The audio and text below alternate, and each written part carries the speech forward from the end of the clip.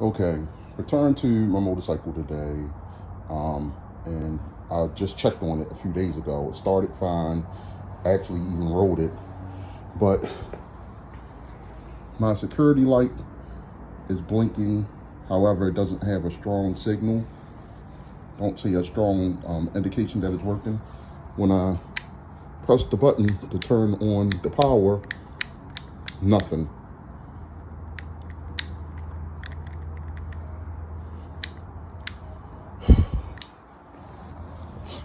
I had this bike for a year. I haven't had any issues. This is the connection for the battery tender, I guess.